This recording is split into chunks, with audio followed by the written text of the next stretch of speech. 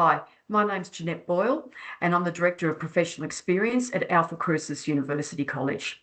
Today I'm going to be talking about the Teaching Performance Assessment, which is a requirement for all students that are on final PECs. I'll be going through generally what is involved in a TPA, so that'll be my little acronym for Teaching Performance Assessment, and also what is required for 2025 version 6. We have a new guidebook for 2025 that has just some slight modifications in there that has come out of a consortium and moderation meeting that we had at the end of 2024.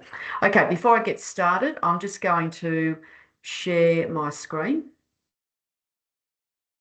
there, and we'll make our way through. So just as this screen's coming up, what you will receive in your Moodle shell is this guidebook. You'll also receive, and this will be in PDF, and then in Word version online, you'll have a template that will have the main sections to fill in that has been pulled out of this guidebook, literally copied and pasted, put in a Word version online. So that way, as you're completing your TPA, you can actually just type it up there and then and actually just fill in the templates, which makes life a lot easier for students. Having said that, if you want to sort of create your own version and make it look very like I say, professional, add some nice little annotations to it or whatever, yep, go for your life. But if you want to actually have access to this template to actually fill in online, you'll have that in your Moodle shell ready to go. In here as well, as we go through, you'll see a number of rubrics, and that's what you will be referring to as you go through and complete your teaching performance assessment. Okay, Teaching Performance Assessment is put together by a consortium of universities. It's the Australian College of Physical Education, Alpha Crucis, Avondale and Eastern College Australia. We meet at the end of each year to discuss how the teaching performance went for students during that year, to moderate samples so that we have consistency of marking across all universities, and also then to put into place corrections or things that we think that may need improving for the upcoming year. Our teaching performance assessment is marked externally, so I will moderate samples, but by and large, all of the TPAs that I receive are then sent on to external markers. They're also involved in this moderation process so that, again, we have consistency across all universities. Okay, that's just the contents there, which I'm not going to go through. Have a read of that.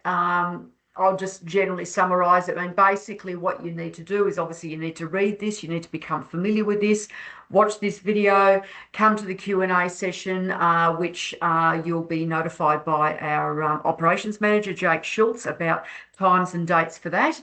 Ask lots of questions. If you've still got questions, by all means, keep emailing me. I don't mind.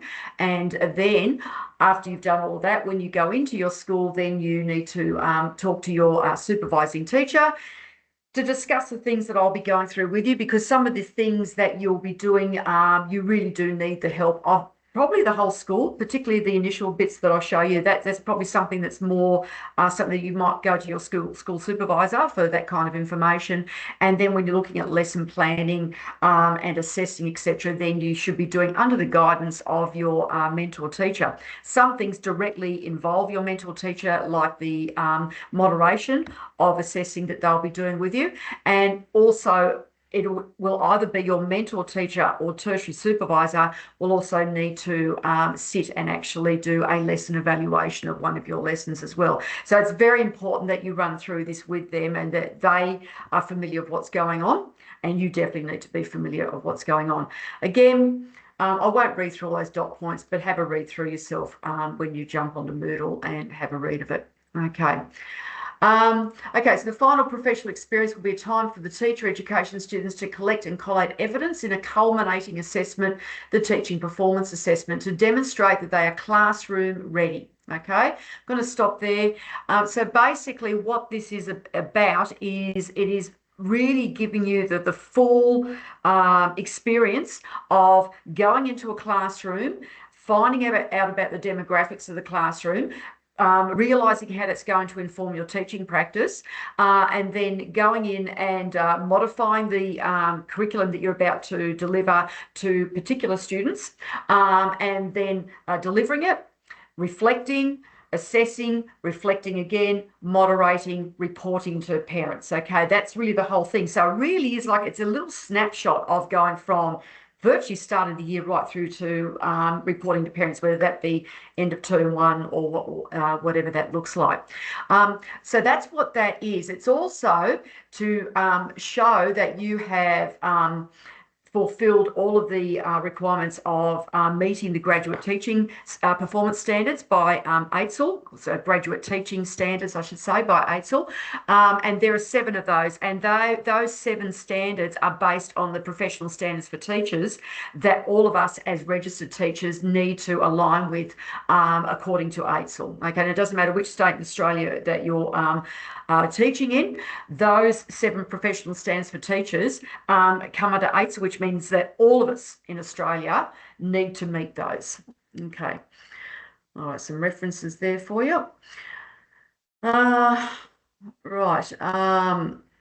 Okay, yes, it's meant to be the part of the final placement, reflects the elements of planning, teaching and assessing. Each section of the TPA is weighted equally as 25%. So what the TPA markers get is they get a template that they need to fill in, and they have the 4 main sections, and each of those sections we are actually given what those little elements in each section is out of. So one will be out of 15, one will be out of 20, one will be out of 10, etc. That all adds up to a final total of 200, and then we turn that into a percentage. But each section where you look at the school context, your lesson planning, your assessing, reflecting, all of those are equally weighted at 25%. So that's really important to know, because you don't want to sort of do something really poorly, which I have seen where a student has completely left a section out, and then all of a sudden that whole section they've failed, because if that happens, you'll find that you'll have the TPA returned to you and you're going to have to redo that whole section. Okay, so we'd hate to see that happen. That's the graduate teaching standards again. The TPA is graded as exceeds expectations, satisfactory or unsatisfactory. Just bear in mind that overall, when you do, because this all is included in your final PECS assessment, just bear in mind that at the end of the day, your final PECS is a pass-fail as mandated by NESA. But at the with this particular one, you will be assigned a grade for it in that final PECS assessment. Okay. Okay, so it's designed as an authentic task, so it should be done during the final professional experience placement. I haven't seen this happen yet, but I'd hate to see it happen where student goes in and they think, oh yeah, I'll do that once I've finished PECS. No, it's actually a part of PECS, so please make sure you're really familiar with this long before you even go in. The selected class allows you to teach a minimum of 5 sequential lessons. I find nearly all the time students do the 5, but look, you're going into a school that you're probably walking into their scope and sequence, so it stands to reason that you might do your 5 and then you may continue on for the rest of their unit plan as per what the teacher has given you. So just be aware of that. You'll be identifying 3 students that you'll identify as case study students. Those case study students can have a whole range of different attributes, and we'll go into that as we go further through the TPA guidebook.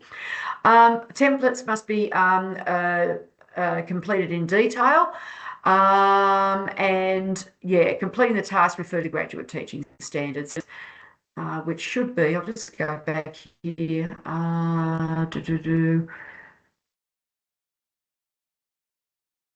classroom ready. Okay, I might also please ask for this when we have our Q&A. If you'd like a link to the AITSL graduate teaching standards, please ask me. It's going to be actually I may even be able to put it into the chat here, but if I can't, please ask me at the Q&A section.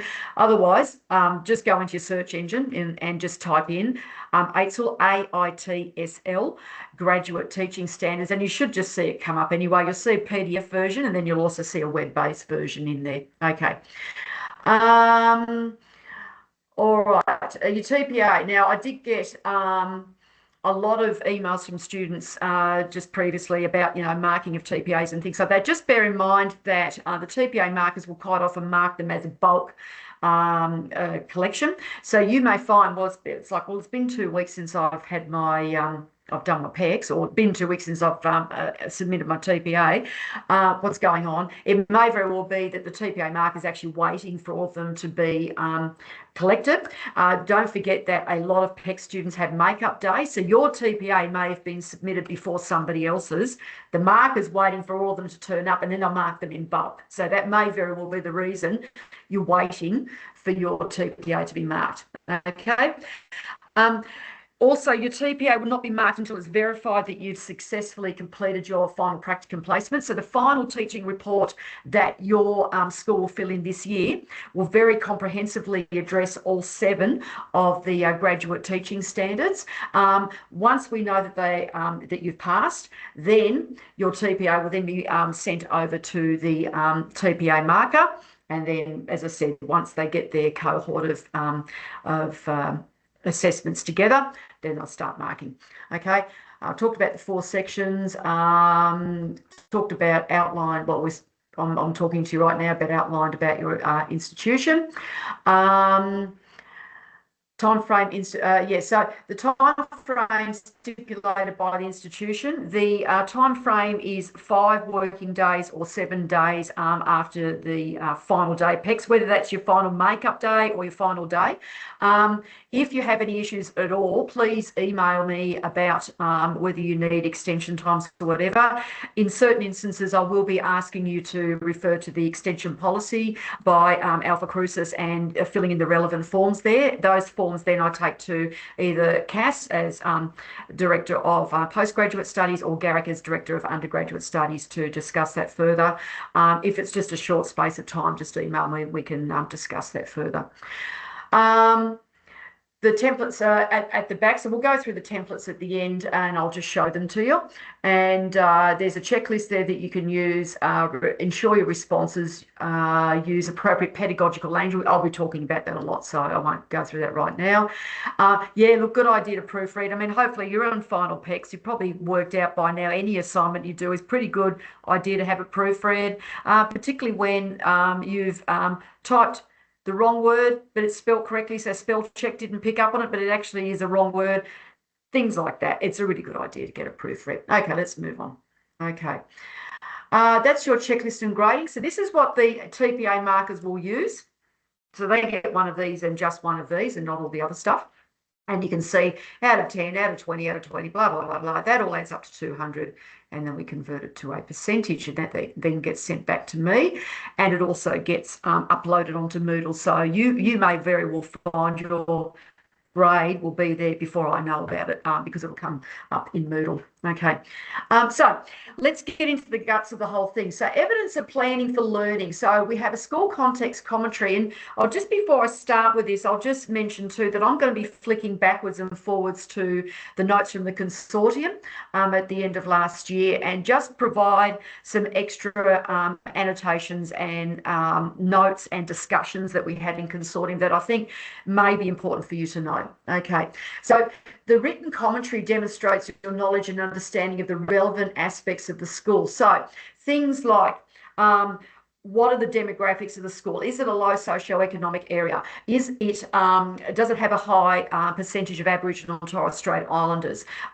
Is there a high percentage of students that are coming in that maybe are on IEPs, okay, individual education plans, etc., etc.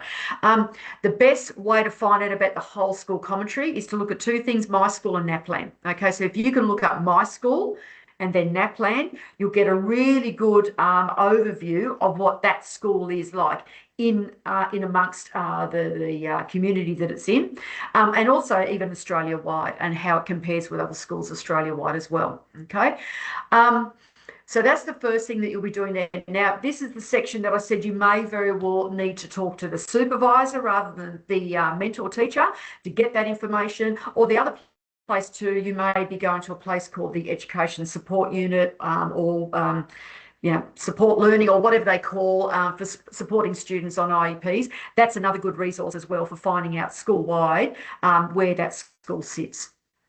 The TPA class context and TPA student case study. So again, this just sort of drills in further and goes into the actual class.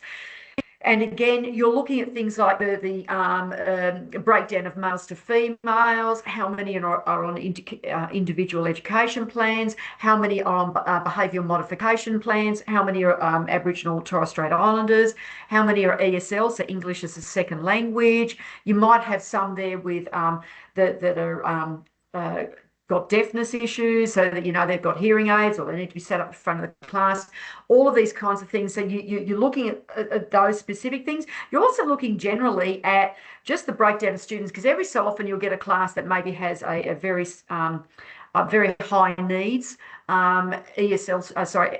IEP student that needs a lot of help. You may have over here someone that's like seriously on the gifted and talented range as well, and then you've got everything in between. You may have a general class that most students are sort of sitting about here.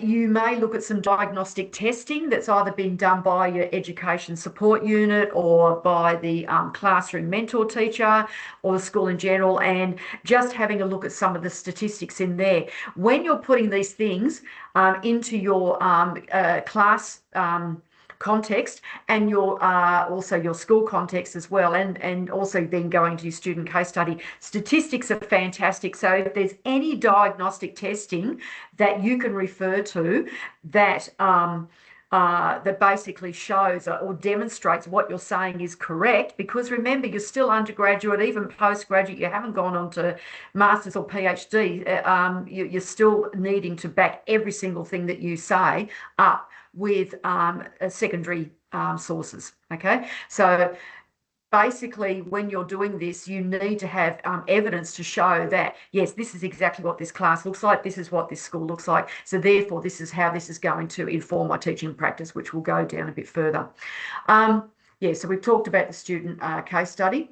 So teaching assessment and rationale. You've just put in a whole ton of information about the school, what the school context is, what the classroom context is, what the breakdown is. Here are my 3 students, and we're going to inform our teaching rationale. So everything that you have just found out should really inform your teaching practice. So therefore, in this, you need to talk about all of these things are informing my teaching practice because of. And this is where going to AITSL and therefore referring to the graduate teaching standards or the 7 professional standards for teachers, and even just teasing out those individual elements will give you a higher grade. Okay, and I'll go back through our consortium notes in a minute. Something I didn't do too, I've realised I've just jumped past it, is you'll also be identifying 3 students here where they will be your case study students. Okay, and within those 3 case study students, you will be delivering your lessons. You'll be commenting on how well those students actually engage with those lessons in your reflections. You'll also then be assessing them, both diagnostic, formative and summative. And then when you do reflections on those, you'll be talking about how you feel that they engage with the lessons, and then they're able to reflect that back through their assessments, particularly if the assessments were differentiated. And also you're going to then talk about in your major reflection in the end about how the 3 case study students, how that's informed your teaching practice in general overall. You'll also be providing 3 summaries for parents. So it's going to be like a little pretend school report, end of term, end of year school report, where you normally put in the bottom, you've got a summary of the student where you put feedback and feed forward in there. So why I'm going into a lot of detail about these case study students, it's important to pick 3 students that very clearly show 3 differences between them. Now, it doesn't have to be up, middle or lower or whatever. It could be 3 different types of students on IEP. So you might have a student here that's deaf. You might have a student that has got English as a second language. You might have a student here that maybe has they're on a behaviour management plan. Maybe they've got oppositional defiance disorder or something like that. As long as they've got 3 differences, that's the main thing. Or you may go gifted and talented, somebody that's just in the classroom, somebody that's on an IEP. It doesn't matter. There's 2 things. I would be picking 3 students in consultation with your mentor teacher, that they will identify 3 really good ideas for case studies, and that they are 3 very different students. It's very obvious what you're differentiating between. So you haven't just got three that are just there in the classroom. I'll just pick there, and there just because I've just randomly picked them. You've really put a lot of thought into students A, B, and C. All right. Now, before I jump in further, I'm just going to go back to my consortium notes. I won't share them because otherwise I'll be jumping everywhere. But I will, just bear with me for a second. I will, there we go. Okay.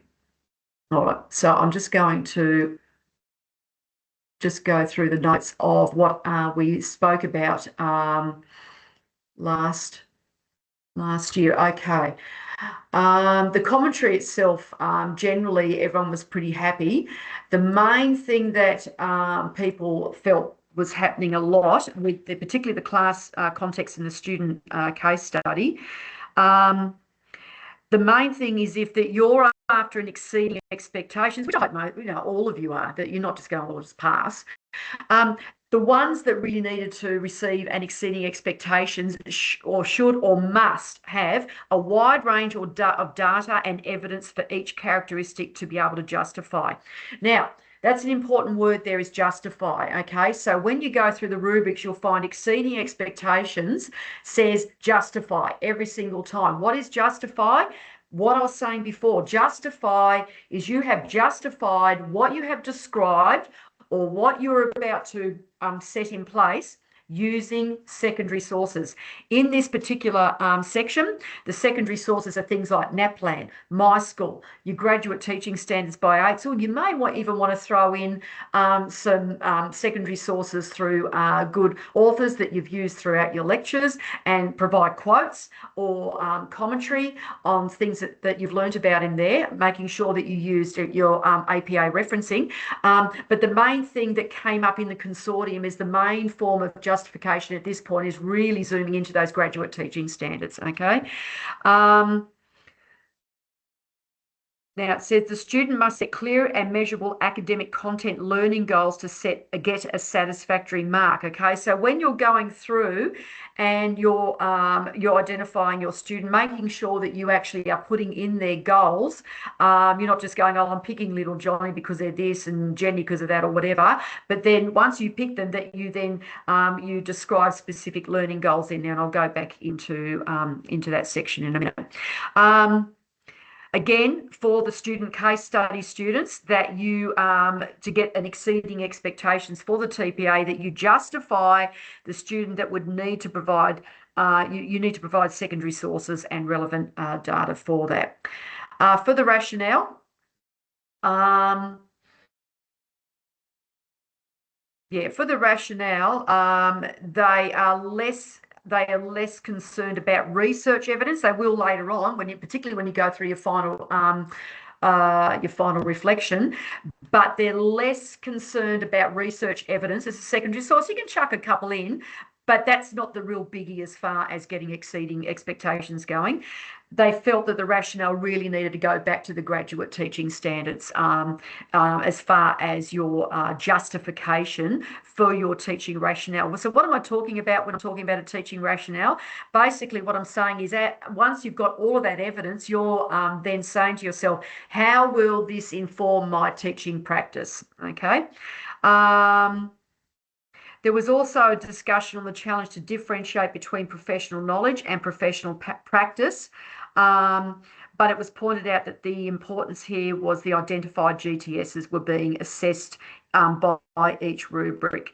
It's important, and it's important to point that out. So if you can really use those graduate teaching standards to then not just talk about professional knowledge, it's really important to do this, this, and this, but also teaching practice. So how is this informing what I am about to do? I'm about to do this because, and this is the reason why. Then you're doing really well. I'll just jump back into specific learning goals. So you've got your 3 selected students and you've included specific data that's been analysed. So you haven't just picked up data and gone, "This is their NAPLAN scores," but you've actually analysed it. You've gone through statistics and then you've then assessed the students' current levels of achievement and other areas of student development. Then you have used that data to describe specific learning goals.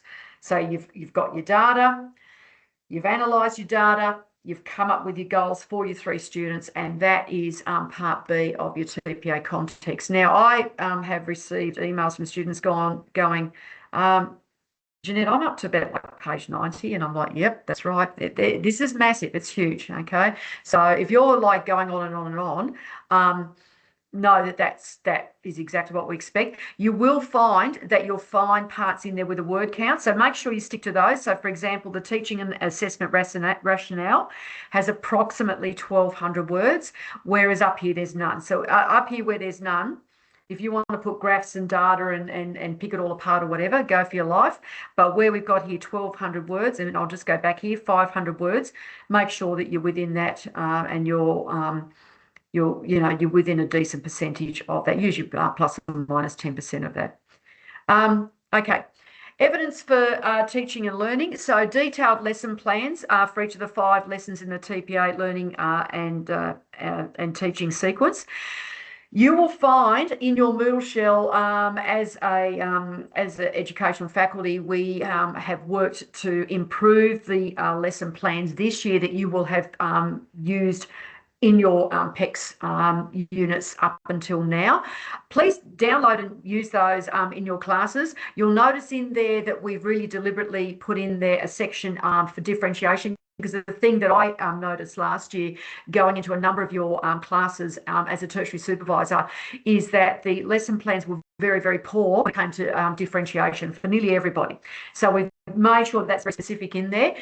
The other thing that I was very clear on as well is that you have a thing in the Australian curriculum, ACARA, so look it up, ACARA, Australian curriculum, called General Capabilities and Cross-Curriculum Capabilities. So they're things like literacy, numeracy, ICT, Aboriginal and Torres Strait Islanders, sustainability and engagement with Asia and the Pacific. So where, as much as possible, obviously in a maths class, it's going to be hard to, align that with Australia and the Pacific, but as much as possible, putting all of those things in there. So we've got a section of that, a section also for differentiation and reflection as well. So please have a look at that. Please download it and please use that as the one that you provide for your mentor teacher during your normal 10 lesson evaluations for this PECS, and also your tertiary supervisor as well.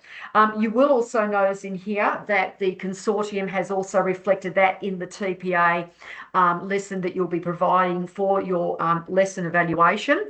So have a look in that as well. Doesn't hurt though to have the 2 side by side. So if you notice the TPA one has things missing that the Alpha Crucis one does have, more is always better for a lesson plan. And the main thing that came up in the consortium is that a good lesson plan should be something that if you're not there, the relief teacher can walk in and they can read and they can do it. It's not all convoluted, but it's very clear. All right, and I'll go through the consortium notes.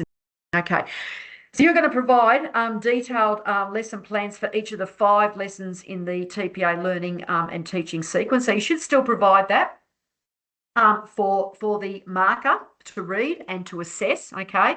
But one of those will also go to the mentor teacher or the tertiary supervisor when they come and sit in your class and assess, okay?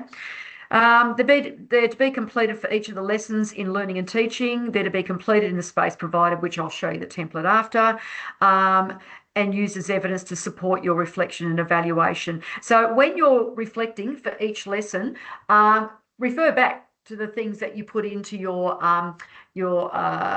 lesson plan and went, okay, well, look, I planned for this. Can I say too, the other thing that's really I found as a tertiary supervisor, and some of our lecturers that actually are our full-time lecturers, including our directors of undergrad and postgrad, we found going into classrooms that timings were very poor. So make sure that when you do your lesson plan, you put timings in, okay, 5 minutes for that, 10 minutes for that. Make sure you're looking at the clock and you're sticking to it, okay? And you're learning to pivot if things go wrong. Then you can reflect on that. Something went wrong. The IT didn't work. The PowerPoint didn't work. Whatever. I spent 10 minutes trying to fix it. Therefore, and then you refer back to your lesson plan and then what you've done, referring back to your lesson plan. Okay. All lesson plans to be typed. I think you'll find that the TPA markers will not want to try and read somebody's handwriting, but I do find by and large these days students use the template, the Word Online one, and they're typing anyway because it's a good way to go. TPA lesson reflection and evaluation. So you'll choose one TPA lesson that you will use to evaluate and reflect on. You must also provide a video recording and audio recording or a detailed written account of the chosen lesson to support your evaluations. The detailed written reflection and evaluation should focus on describing evidence of effective teaching practice and the projected positive impact it would have on students' learning. So I'm just going to stop there. Just generally, it doesn't hurt, and students do this a lot, and I think it's a fantastic idea to just provide just a little short 100-word reflection on the individual ones anyway. I think getting into the practice of reflecting all the time is really, really important. But then you also need to reflect for about 500 words on one lesson in particular. And I'm going to shoot down to page 10 because this gets a little bit messy, to be absolutely honest with you. Page 10, so that's page 12, page 10. All right. Okay. So this one is the big one, okay? And yeah, when I'm saying it's a good idea to provide a short one at the end of each lesson, you should be providing. So I'll go even further to say, please provide a short reflection at the end of each lesson. But then you've also got this reflection and evaluation. Look, I'll be honest with you, some students do go over the 500 words, but I think if it's a good quality reflection and you're providing secondary sources, so looking at other people's research, I think that goes a long way to getting exceeding expectations for this section, okay? Yeah, so it's pretty important to do that. And I think I've actually... Yes, we are in section 2. Actually, yeah, we've gone to page 10 and it says, please refer to page 10, and we're on page 10. So, yeah, okay, all right, that's, yeah, okay, that's a bit of a furphy there. Okay, all right. I'll go into the protocol for recording. Most schools have a lot of privacy protocols put in place.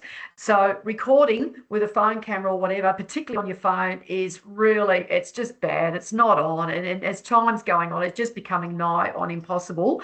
At Consortium, we have decided that it's just getting harder and harder and harder for us to be able to insist on this. So what we have decided is that if you can write out a detailed reflection of exactly what happened. Okay, so a summary of exactly what happened that is then proofread by your mentor teacher, that the mentor teacher says, yes, this is a true and accurate statement of what happened. So we're not after, at this point, a reflection as such. We literally are after a summary of what happened instead of getting a phone and recording the lesson, okay?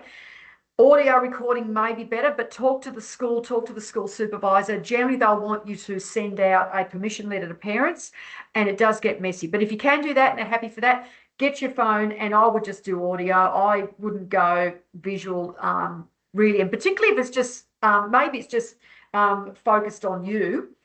And then you go, can somebody come up to the board and write this? All of a sudden, you've got a student in front of the camera, okay? Gets really messy. I would probably either go audio, or I would write out a reflection, get the mentor teacher to proofread it and go, yep, that's what happened. And if they go, well, no, don't you remember when this happened? You know, either get them to annotate that or you write it in yourself. And then they sign at the bottom, this is a true and accurate statement of what happened.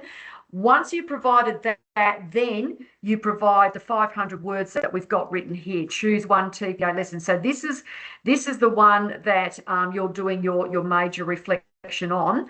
And then at the end of each lesson, you're just doing short little, probably 100-word reflections at the end of each lesson. As I said, this is messy not just for you, but it's also messy for the markers, because you've got at the end of each lesson plan here,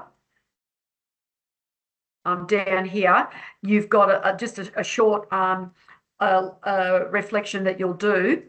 Then you'll also do your final reflection at the end, and then all of it where it's marked is in different places. So hopefully I'll make sense with all of this when I get to the end. If I've just spoken total gobbledygook, please come to the Q&A session and we'll try and tease all that out, because I know this reflection bit does get messy, as per the notes here in our consortium. Right, detailed lesson plans. Okay.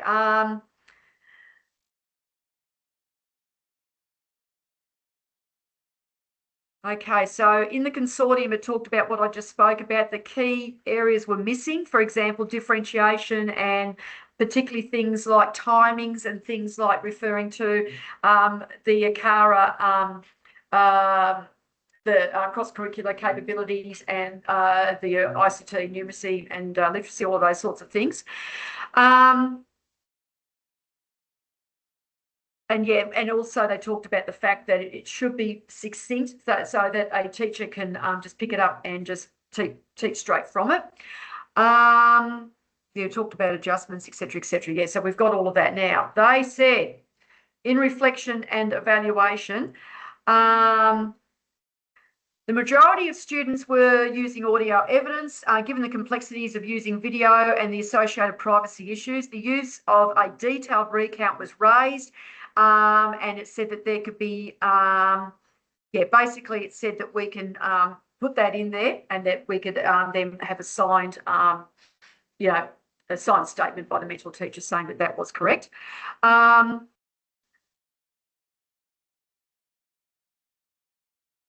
Okay, it was also suggested that the removal of feedback in the third rubric, communication and management strategies. The rationale for this was that feedback is covered comprehensively in the assessment section and was covered when students were discussing the communication strategies used. Feedback for this part, this discussion was all also agreed by everyone to remove. Okay, so what's that all about? Okay, so before, when you had your lesson plan, and sorry, the man next door's decided to use the ride on lawnmower right where I'm, and I'm not going to stop recording now. So sorry about the ride on lawnmower going right next to me right now. But anyway, the joys of recording. Anyway, before, with the lesson plan, you had to put feedback information in there as well, which meant that was a bit of a triple up, not just a double up, because when you get to the third section, you have to provide your lesson assessments with feedback and feed forward. So it happens there. Then you've got the next section where you're reflecting, and you're reflecting on your feedback, and you provide feedback for parents. So consortium decided that that was a bit of overkill. And so really, with your lesson plans and your reflection, you're really putting in there what you're going to do, your timings, your differentiation, etc. You deliver it, you give a short reflection at the end of each lesson, and then later on you provide a fairly decent one that's based on the recording or the summary that you wrote and the mentor teacher then approved. So hopefully I've sort of made sense out of that, because I'm making it confusing because it has been confusing. So I apologise for that. Okay. All right. So evidence of assessing for learning. You should be doing 3 major types of assessment. So you should be doing diagnostic testing. So the diagnostic testing is basically right at the start. It's normally a pre-test, and it is a diagnostic test of, okay, what we're about to do a maths lesson. What are their capabilities in general with algebra or something like that? So you've got a diagnostic test, so then you know what how your students are sitting generally, say with algebra, and then you're going on from there.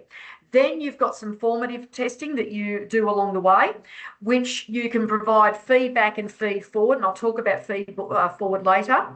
Then, and I'm going to really emphasise this, you then provide a rubric-based summative assessment. All right, so that's basically what they are. So what's the objective of this task? The objective of this task is for you to demonstrate the impact of your teaching on the student's progression through the TPA and learning sequence. There should be evidence of feedback and feed forward on the task. So they've got it there. I'm going to stop there. So this was an area that consortium said students were falling down. So students were really good at, particularly in primary school, where you know, and you're going into lower levels where it's hard to really articulate a whole ton of stuff on a piece of paper, except for maybe if that piece of information was going home for parents to read. But having said that, for the sake of this TPA, we should be seeing more than just well done, Johnny. That's a really great job. You know, you did this and this and this really well. There should be feed forward in future. Think about so and so and so and so. Okay, there was a lot of issues with students being fantastic with feedback and not providing feed forward. Or having said that, there were a whole ton of TPA students or students providing a TPA that in the formative assessments they they might get a gold star or an elephant stamp or something like that. There was no actual real feedback as such as well. So there's a fair bit of that as well. But yeah, so we should be seeing, feedback to the student. Great job. You did this, done this really well. This was excellent. Feed forward. In future, maybe you should think about this, this, and this. Okay. If you do that, then that's going to help a lot with your rubrics. You're required to collect 3 assessment samples for each of the case study students. So you've got 9 samples in total during the entire unit. Collect the first sample at the beginning. So that could be your diagnostic one. And then collect your second samples during the middle of the unit. Now, I have found marking these, a lot of students give me more than just one formative. I agree with that. If you maybe give me a couple of formative or give our TPA markers a couple of formative, I think that's good. It just gives a better just gives a better scaffold from A through to Z of how the students have gone. And then the third sample towards the end, and that should be your summative assessment. Please refer to the students as A, B, and C. Please de-identify them as well. It doesn't happen often that I see student names in there, but I will reiterate anyway. We shouldn't be seeing student names in there. It should be students A, B, and C. If written feedback, now this might be particularly if you're teaching a kindy class or something like that, where it's really, really hard to go, well, I can't put a lot of detail into this because, kindy students. So if written feedback or feed forward is not appropriate for the stage or age of the students, provide a written version of the verbal feedback. So that's really important. So even if you take a photo, and you've got your assessment there, the elephant stamp, and you've got maybe a sticky note with what you actually said, or you do an annotation under it, or you can jump in and click on comments, where you go into review in Word and put a comment in there. I said this, and and there could even be a little initials by your mentor teacher. That's fine as well, because we understand in some classes or some demographics it is a little bit hard. Okay. At the end, mark summative assessment. Provide one key summative assessment task designed to assess student achievement in the TPA class. This student, I'm going to say this really boldly, must include the marking rubric with success criteria. Now, there's 2 things I've noticed. Marking TPAs, I've been a marker, and now I'm a moderator as Director of Professional Experience, is I've either had students go, oh, the rubric's elective, I won't do that. It is very, very much compulsory, extremely compulsory. Or I don't know, they've downloaded some really vague rubric off, I don't know, some website, and it's either not clearly aligned with the goals that you put at the start of your TPA. Remember, you've got goals at the start there. They need to therefore inform your rubric that you will be creating. Okay, so you can start off with a template, and it may very well be that your mentor teacher has a rubric they already use. Start that off as a skeleton, and then add to it, and then remembering the goals, and also the lesson plan that you've got, your ACARA Australian curriculum, and things like your literacy, your numeracy, your ICT, and all of those things that should really be in there. Making sure you put all those bits in there that may not be quite in the skeleton rubric. So by all means, grab one as a skeleton to start, and then build it, and then make it your own. Okay. the more detailed that is with your success criteria that really clearly aligns to your learning outcomes at the start, the more you're going to get exceeding expectations, okay? You're required to submit a marked assessment task for each of the 3 case study students. So we don't want to see the whole class. We just want to see those 3, okay? And then you're required to submit evidence of moderation for this summative task. Both me and my TPA markers and the consortium also the same thing. This is done very, very, very, very poorly, is moderation, okay? Moderation means if we're seeing a moderation, we're seeing that you marked it, your mentor teacher marked it. Then there's notes because you actually sat and you talked about it, and there is literally minutes of your meeting of, I said this, the mentor teacher said that. We talked about this. We agreed on this. You sign it, the mentor teacher signs it. What I saw last year over and over and over again, as well as the consortium from other universities, is they would provide their summative assessments that have got, you know, it's got the feedback and the feed forward, and well done, Johnny, and next, you know, if you do this subject again next year, do this, blah, blah, blah. And then down the bottom it says, it was moderated with our mentor teacher. And it's like, no, that's barely a pass. I mean, really, in my mind, it's not even a pass, okay? We want to see you mark those 3. And the thing is, quite often if you're in a classroom, as you probably well know in final PECs, if you're in a classroom and you're marking that class's work, that's your job, okay? The mentor teacher's not going to mark it as well. But can we please ask for those 3 students that they do, and they actually mark those 3 students, and then you sit down and you moderate together. Now, your mentor teacher will know what a moderation meeting is and what that involves. Please do a proper moderation meeting, just like you would, particularly if you're in a senior secondary. Well, it's 2 areas. Senior secondary cohorts around Australia will have regular moderation meetings, and that's how they work. A moderation meeting basically means you are given 3 samples to mark at below satisfactory, and exceeding expectations. You mark it, and every other teacher that teaches that subject around the state will do the same. You get together and you've submitted it to the moderation consortium. They then will have provided statistics, and they'll go, okay, let's zoom in on this bit here. I see there's a big difference between what everyone around New South Wales said. Let's talk about it. They'll talk about it. They'll provide minutes. The consortium signs it, and then it's sent out as an email. That's how moderation works. In other grades, you'll find that it will happen, maybe it'll happen as a professional development within the school, or if, say, you're in an independent school association or whatever, every so often that association will meet maybe once or twice a year, and they'll do it that way. We remember this teaching performance assessment is put together so you get an idea of what school's like. Getting together and saying, you know, your best mate down the corridor read this and they said, yeah, this is pretty cool. That's not moderation, okay? So we want to see moderation, okay? Can't stress that strongly enough, okay? Yeah, so we talked again about A, B, and C, and yeah, so we've talked about that as well. So I'm just going to jump again, as per every time, back to what we said at consortium, just in case I've missed anything, but I think I have covered this one. Okay, student assessed work samples. The main thing that, the main thing that consortium said is there was a few that put the elephant stamp on there, a gold star, well done, Johnny, and they hadn't put any feedback or feed forward in. That was one that came up. And you should find that version 5 guidebook, that's very clear in there, because a lot of these things that we're saying now are being highlighted in this year's guidebook. So you should see that there's sort of like flashing lights telling you that. It was suggested, so to bold in the description, the reference to sample showing feedback was also, okay, yeah, so that's basically what I said. Okay, all right, so mark summative assessment.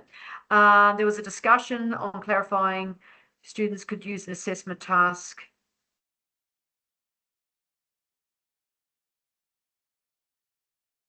Oh, okay. Yep. All right. Yeah. So this hasn't happened to me, but this has obviously happened in other universities where students have done another formative assessment. So they've done diagnostic and they go on formative, and then call it summative. That's a big no. So it should be very clear that you have a diagnostic before they start. You've got 1 or 2 formatives. I'd go 2, just I think it's better. And then you your summative assessment is very clear that that is the end of the unit's over, or that section is over. You're doing an end of section or an end of unit test with a rubric, and that's very, very important. Yeah, detail for moderation, which I think I've really hammered. It's discussed that moderation and feedback be split to make it very clear to students they're being marked on the moderation process. Yeah, and that's because the reason we said that was because we just got so many entries or submissions that said, yes, it's been moderated here, here's a signature. We need to be able to mark the moderation. We need to be able to mark your feedback. They're two separate things, okay? All right, let's go to that's the last section, which is evidence reflecting for learning. So you're required to provide detailed reflections and evaluations on each of the 5 lessons taught in the TPA sequence. As I said, they don't give you, they don't on the 5 lessons give you a word count as such. Just because of the ones that I've read, normally sit at roughly about 1, maybe 200 words. I'd probably say exceeding expectations sits more at about the 200 words after each of the 5 lessons. And normally we find those at the bottom of each lesson plan. But if you've got them somewhere else, as I said, I know this section is really confusing because I've just talked about all of this in section 2, and guess where we are now? We're in section 4, and this is why students get confused. The TPA markers are like, oh, hang on, and they go backwards and forwards, and even I've done as a TPA marker, where I'm flicking backwards and forwards to find these reflections. That's why I'm sort of jumping around myself. But look, generally, I tend to find that little reflection section at the bottom of each of the lesson plans that you provide in section 2, but just bear in mind they get marked here in section 4. If you want to put it in section 4 to make it clear, what I'd probably do, so you don't get really, you don't get a cranky TPA marker and they go, hey, where's the reflection at the end of the lesson plan? Maybe at the bottom of the lesson plan go, my reflection for this is in section 4, and then it's clear. There's no confusion, all right? But somewhere, either in section 2 or section 4, do your little 1 or 200 word reflections on each lesson, remembering to refer back to your lesson plan steps to talk about what happened, particularly if, say, the PowerPoint didn't work and then I had, I wasted 10 minutes or whatever. That's, or, I had to deal with a student that, there's a behaviour management issue or whatever. Talk about those things, okay? All right. So you do that, and that is template 4, but you're also doing that as part of section 2. Then you're required to provide your written commentary that reviews your teaching practice throughout the unit. So this is your big one. Now, they've got approximately 5 words. I have definitely received ones that are a lot more than 500 words, but look, to be honest, the quality of what I've seen in those that are a lot more than 500 words, particularly when they're doing providing a lot of secondary sources, to see a good quality reflection is fantastic, because I think that really sets you up well for when you're in the industry. And look, seriously, the amount of reflection I've done, you sort of think, oh yeah, when I get in there, I'll know what I'm doing. But no, you reflect a lot, even when you've been teaching for years and years. So you're required to provide a written commentary that reviews your teaching practice throughout the unit, using the lesson reflections, feedback provided by your supervising and mentor teacher. So talk about your own reflections from back here in section A here of part A. You will have had your 10 lessons, your normal 10 lesson evaluations by your teacher.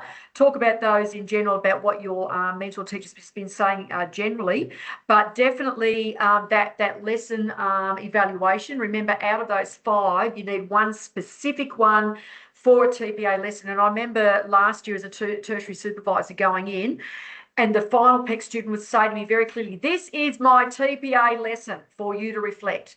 I go, right, okay, right, I'm in that zone, okay? So you should have one of those. If you get to the end of the 5 and none of them were evaluated by either a mentor teacher or tertiary supervisor, well, you might have to do another one and get that done, because you must have that one. And you're reflecting back here, here in your reflection. And then a reflection and evaluation of your teaching practice. Remember, you talked about the school context, and then I said you need to talk about then how that will inform your teaching practice, and then using the graduate teaching standards here, aligning to those. Now you reflect on what you said at the start, right? And the ones that do this better, that can map what they said at the start to the GTS, to this, and they're really good at mapping, they're the ones that go into exceeding expectations. This commentary should demonstrate an understanding of effective teaching practices by discussing key approaches and strategies. So that's where you can throw in, and here, use secondary sources research, go for it. Teaching key approaches and strategies used to support the learning needs of your TPA class and significant improvements that can be made. So secondary sources, current research, all those things, go for it there. Okay, remembering using really top quality APA referencing. Commentary should also identify a significant area for further professional development that would enhance your teaching practice. I'm glad to see that most people do this. I don't see many that forgot to put that in. So don't just go, oh, this happened and I said that and I got this back from the mentor teacher and this is my teaching practice, whatever, and this is what I reckon I'll be doing going to the future. Then go into what professional development you can do. Google it. There's so many organisations that offer professional development out there. Google some and go, look, because of this, I reckon this one here provided by this organisation will be a really good professional development for me to do to improve my teaching practice moving forward. One that I do, because I do very occasionally, I did 3 days last year, but very occasionally I'll do a little bit of relief teaching to keep my hand in. So because that is relief teaching, I am a member of Class Cover. Class Cover in New South Wales provides a huge amount of professional development that covers all kinds of things like behaviour management, pedagogy, lesson planning, providing scopes and sequences, all of those sorts of things. Jump on there, jump into Class Cover, jump onto even your KLA. Maybe you go into science teaching, professional development, or maths teaching, or English, or whatever. And that will then round out your final reflection really well. Going back to the consortium. Okay, reflective practice and commentary. Yeah, it was discussed, some students, definitely this has not happened at Alpha Cruises, but at other universities, some students had not done the 5 lesson reflections required. And so that became an issue. And we believe that was because of how the template's set out. I mean, as you've heard me say a number of times, this section is a little bit of a confusing section, how it's been put together.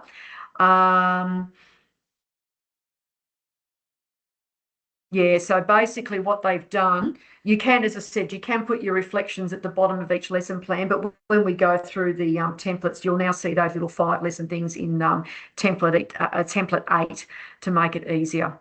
And you won't pass unless you do those 5 lesson plan reflections. So, yeah. Yeah, as I said, generally I've found them fairly short, but still, comment was made that some students were providing sufficient detail which should be addressed when explaining the requirements of completing a TPA. Certainly, from my perspective, some of the 5 lesson reflections that I thought were poor the lesson went really well. That to me is just like, no detail really, okay. Whereas the other ones, they'd go through and go, look, this is what happened in the lesson, and I found my delivery of it. And remember, it's reflection, so I can say my and I and talking in the first person. But I found my delivery was received really well. Students were engaged. Students understood the concepts of what I was trying to deliver, but there was an issue with a student that's been on an IEP that's been diagnosed with oppositional defiance disorder that had created disruption in the class. This took up another 10-15 minutes of my time, which then ate into what I said. Therefore, I found the need to pivot and to do this, and this. Now that's probably what I've just said. It's about 200 words easy, but that's what we're looking for one of those 5. We actually want to zoom into specifically that lesson and what went well and what didn't well and what you could improve in the future. Okay, what went well, what didn't go well, and what you can improve on into the future. exactly like your Appendix IA lesson evaluations. You'll notice at the bottom, you and the mentor teacher goes, the strengths, the weaknesses, what I can look at moving forward. Exact same process. Okay. Report on case study students. Yeah, we'll go to that now. We'll jump over to that now. So this is 4B, and I think we're just about there. Yeah, we are. Okay, all right. So last thing that you'll, last thing that you'll be doing, this bottom bit is something that your either your tertiary supervisor or mentor teacher will be doing. But let's jump back to this. Report on case study students. So you write a report on the learning and progression of the 3 case study students at the conclusion of the learning and teaching sequence. To make a judgment on student learning, you must evaluate and interpret data collected on student assessment tasks, as well as other relevant data on the 3 case study students. To write the report, you must refer specifically to the students identified their learning goals and the data on their student achievement, and provide comments to support student progression. So basically, the first part of the report is basically a report to, like, maybe you'd write a report to the education support unit. So, you know, that, and quite often they'll do this. You'll find at the end of the year that they'll give you various different charts to fill in that are provided by their regulatory bodies, where you need to identify exactly where they are, particularly for literacy and numeracy. You usually get those ones. And then you also need to fill in another form, whether it be online or whatever, about where they are and whether they're you know, working at a level 3 or level 4 or whatever. And these sorts of things. So that's what this is trying to push you towards, okay? So you're writing a report to someone like to the education support unit, or maybe your head of school, or head of, you know, might be head of middle school or senior school or whatever. And so therefore, when you're talking about this, you're using professional language, using specific pedagogical language. It's very detailed, and you are actually interpreting data. So you'll be interpreting data most likely from, say, maybe you may have gotten, say, NAPLAN results from them, or maybe you've received something from your mentor teacher from your class context, so you'd be interpreting that.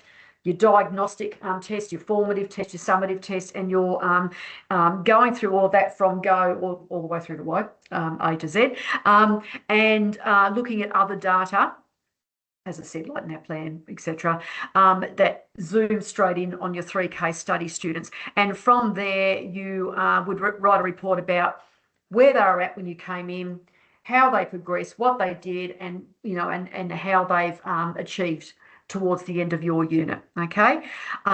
You need to refer to the goals that you talked about at the very start. You're obviously referring to a lot of data, and you then provide comments. Okay. Now, the report is to be in the form of written comments and a final grade against the grade descriptors, which could be, well, look, in our case, it's happened every single time, and I think it's important, communicated to parents or carers at a parent-teacher evening. So what you do then, you'll find a section where you then write a different way of reporting, which is basically a report to parents. So little Johnny has progressed well this term. They've done this, and this. They've achieved this, and this. Moving forward, little Johnny may need to think about this, and this, you know, and et cetera, et cetera. So you're writing a proper commentary, just like you would like you're doing school reporting at the end of term 1 or mid-year or end of year or whatever. Okay, so that's what that part is. Very, very last section. Oh, actually, no, before I do that, I'll just go into the consortium. Report on case study students. So basically they wanted to make sure that you understand that, do the first bit like you're writing it for your education support unit or whatever, but make sure you have a section in there that is written for parents and carers to read. And again, I haven't had this problem at Alpha Crucis, but other universities have had problems where students have just submitted the data, but they haven't actually written a report. So what consortium is saying, write a report. So do all your stuff, pull your stuff together, then make a very specific paragraph afterwards that is writing a report to parents and carers. Okay. Yeah, and again, they've said it should be linked to academic learning goals for the case study students as evidenced by assessment data. Okay, but apart from that, they're pretty happy with that. Okay. Yeah, and then there's just general stuff there. Okay, so all right, so tertiary supervisor, can I say here, you may find it nigh on impossible to get your tertiary supervisor to observe your lesson observation. That is fine. If it ends up being a mentor teacher, that is okay. All right. Your tertiary supervisor, they will you will identify at least one lesson within your TPA learning and teaching sequence in which you'll predict that your impact on student learning will be most evident. So that's the thing. It's not just I'll pick one of my 5 and actually my TS is coming in that day. I'll give that to them. Then it's better if you go on Friday. This is going to be the good one. This is the one that's really going to show what I can do. But the tertiary supervisor said, but I can only come in on the 14th. Then do that one and get your mentor teacher to watch it. It's far better. If you think that's the one they need to watch, it's far better that you get somebody to watch that than get your TS to watch the one that wasn't really the good one. Okay. Remember, your mentor teacher, just like, our tertiary supervisors are people that have come out of the industry and they are ex-teachers. Guess what? Your mentor teacher is a current teacher. They're registered. A lot of them are fully registered. They're very good at what they do. They are going to be fantastic at assessing that lesson. Okay. So that's the most important thing, that you pick one lesson that you think is the one that you really want, either your MT, your mentor, or your TS, either or, doesn't matter, to assess. Okay. Organise for this lesson to be observed by your tertiary supervisor or mentor teacher. Your tertiary supervisor will provide feedback on your teaching and its impact on student learning using the lesson observation report adapted from NESA's professional experience framework. Please understand that consortium, we've had this discussion, although we don't write mentor teacher in here, it is all agreed that that is fine. So I'm not just telling you this because I just sort of think, it doesn't matter. As consortium, we're all happy with that as well. We all understand that people are busy, schools are busy, tertiary supervisors are busy, and sometimes it's just really hard. Okay. Now, you've got a template 10 there, which I think I'll go through template 10 when I get to it, because there's been a lot of discussion about template 10. Some of you that know students that maybe have or are about to graduate now will have spoken to you about template 10. Just bear in mind that we've talked about this as a consortium and we've made some very definite changes related to that, which I think are changes for the better. Okay. All right, that's your protocol for recording. So look, if you do end up recording video or audio, all the instructions are there. I'm not going to read them now. And as I said, I think the detailed written response with a statement from your mentor teacher saying this is a true and correct reflection or summary of what actually happened. I think that's the safest way when we're looking at student welfare, mandatory reporting for students, and all of those things. It's just so much safer. Yeah, we've talked about that. We've talked about that. Submission of the TPA task that you'll submit that on Moodle. If you have dramas, a lot of students do because they end up being massive documents. If you have dramas submitting them, let me know. Try emailing them as a PDF to me, and I'll talk to our TA, Casey Evans, and she will be able to upload that onto Moodle for you. If that doesn't work, we'll be going backwards and forwards and finding a format that works. Okay, it's very common that they're very hard to upload onto Moodle because they end up being so massive. Okay.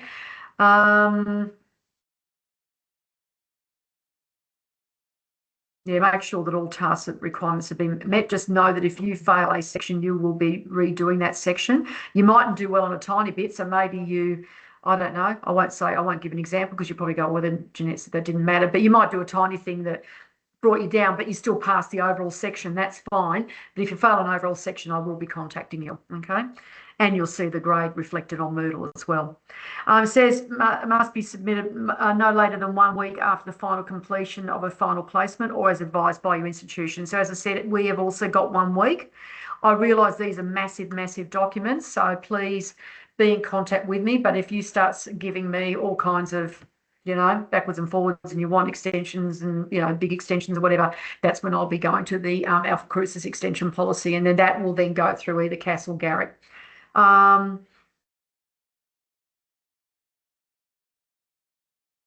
Yes, yeah, go through your checklist. Make sure you've done your checklist. Yeah, the template's provided back. Yeah, we'll go through that in a minute. And you must, yeah. Well, it says must be proofread. I mean, we won't be able to tell if you did or didn't, but it would be pretty silly if you didn't. Okay, so these are your marking rubrics in here. The main thing, I'm not going to go through each, you know, through this in detail, but you will find a lot of describes and justifying or using secondary sources or using the graduate teaching standards. Here we go. So here's justifies here. And identifies and then lists. Okay, so unsatisfactory, you've just listed a whole ton of things and you haven't actually talked about it. Yeah, and I'm not going to go through those because that really, these bits here is just a summary of what I just went through in the guidebook. So for me to go through that, I'm just rehashing the same stuff all over again. So I'll just very quickly go through the rubrics. So again, justifies, describes, and lists. And just be aware here, the class context, it says justifies with extensive, highly relevant evidence and data. Okay, so some will say research, which is your secondary sources, your APA referencing. Evidence and data is more your graduate teaching standards by AITSL. Okay, and you can use other, you'll have your state-based curriculum as well. You can also link things to your state-based curriculum, particularly in your lesson plans as well.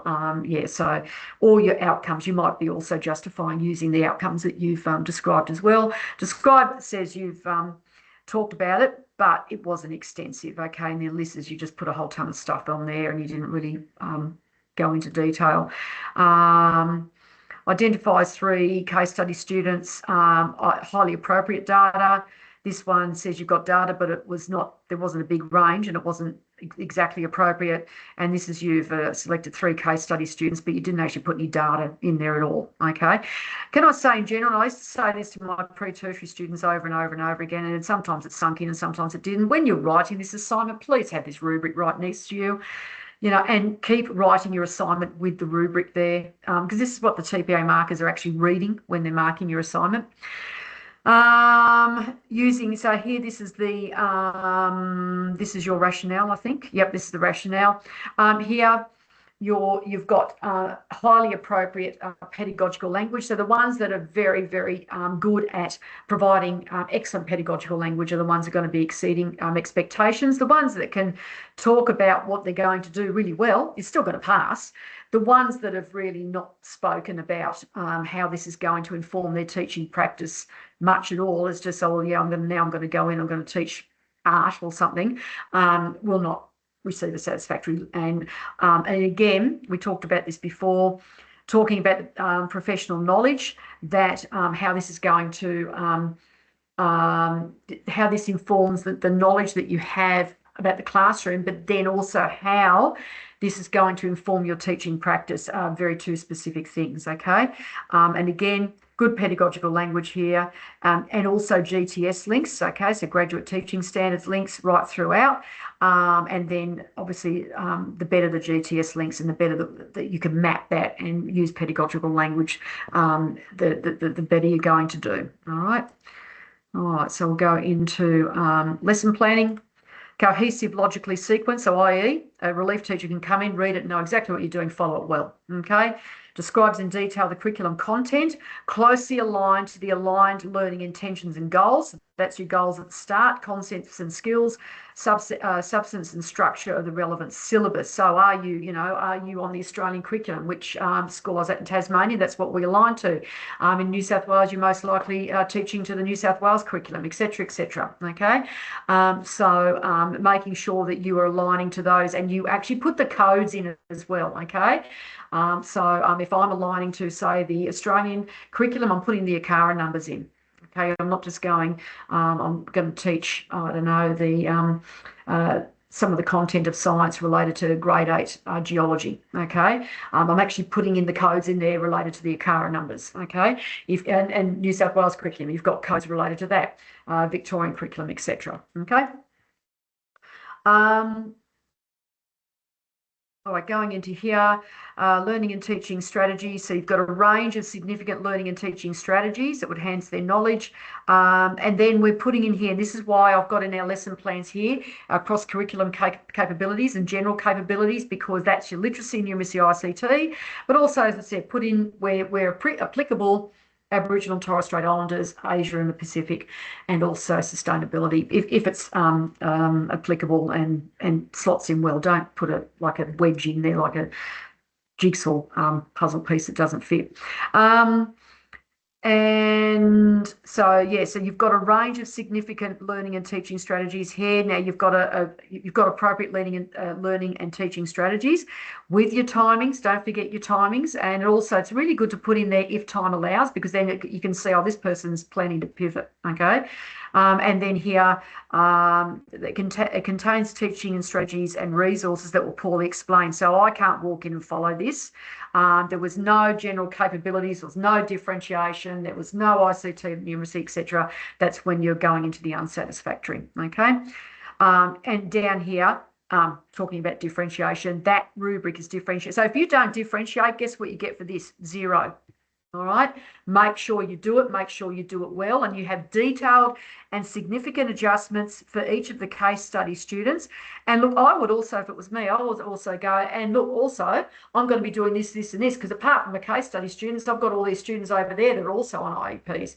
That, to me, shows that you're really, you're being proactive. Okay. Going down to the lesson reflection, down to here.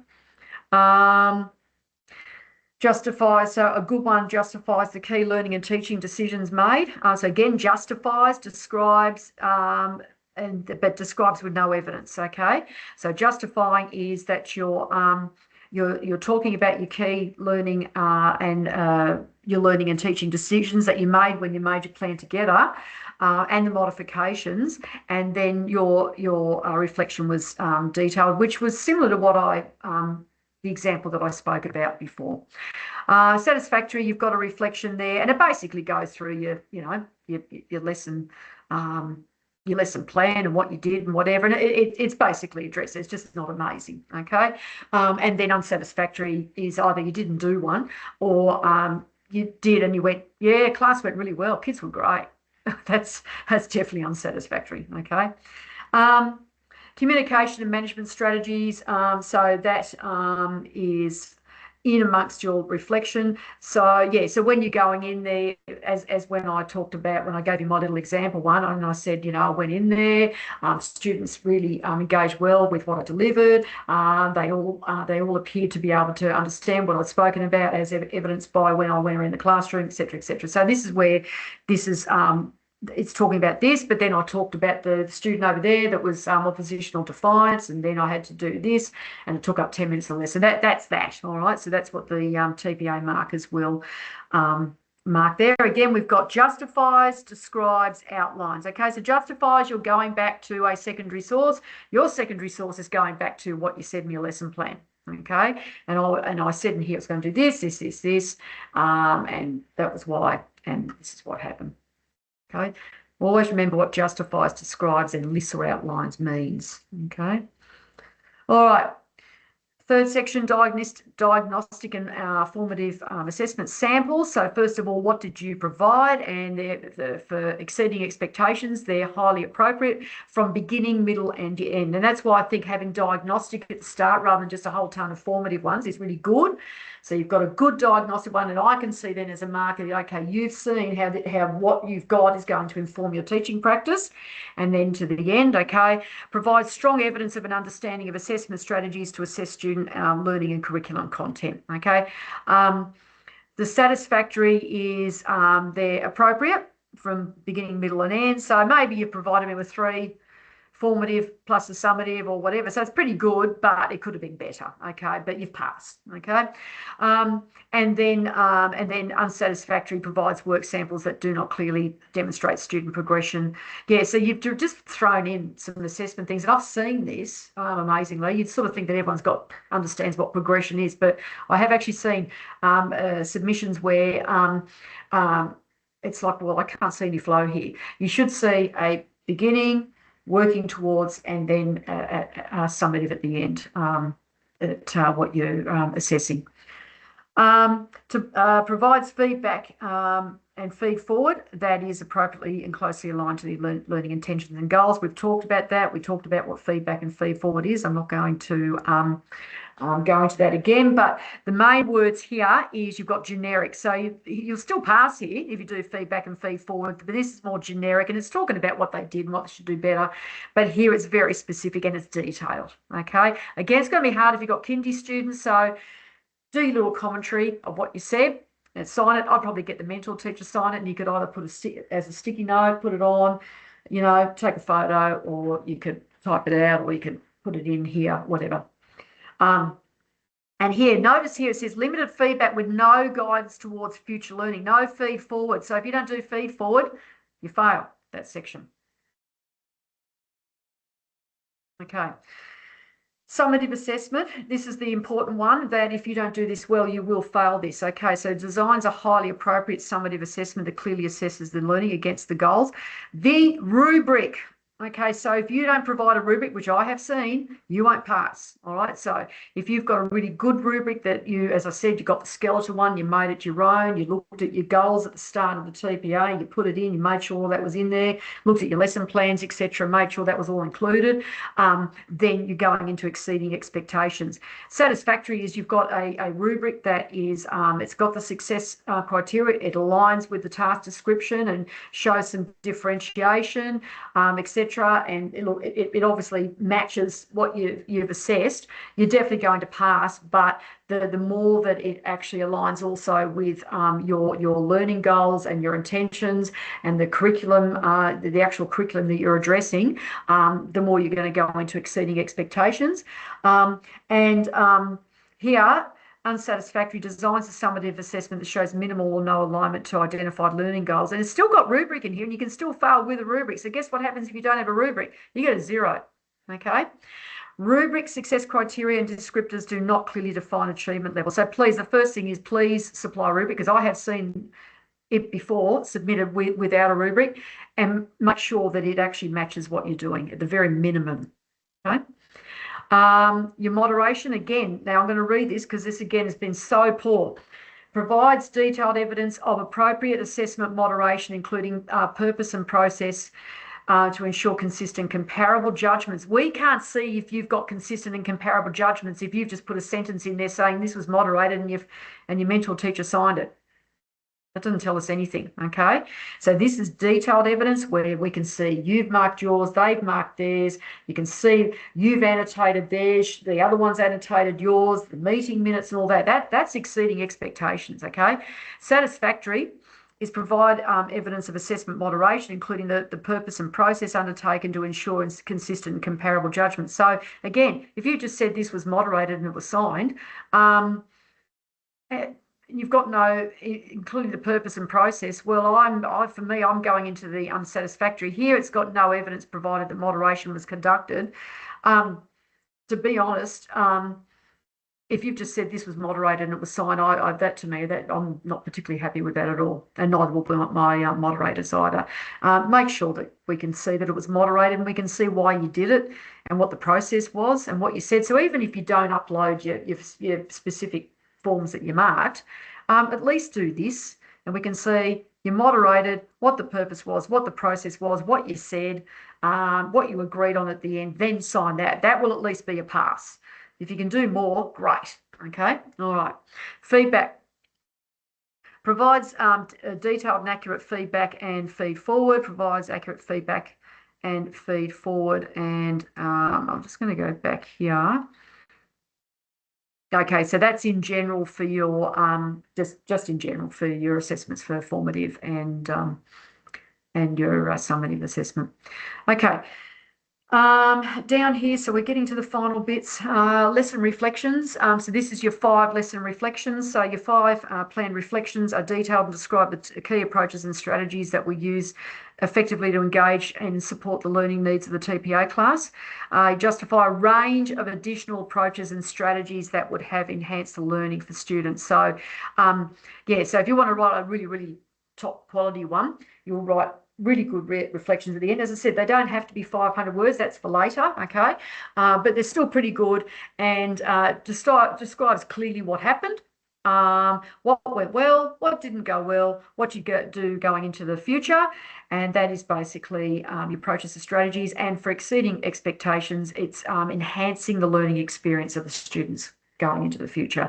And then satisfactory is you've done them, and you've described key approaches and strategies, and then you've described additional approaches. So the main difference here is completed and detailed. See how I'm finding in the rubric keywords? And you can even get a highlighter pen and highlight those keywords so you know what is the difference between particularly just like passing and doing really, really well. Okay, so that's your differences there.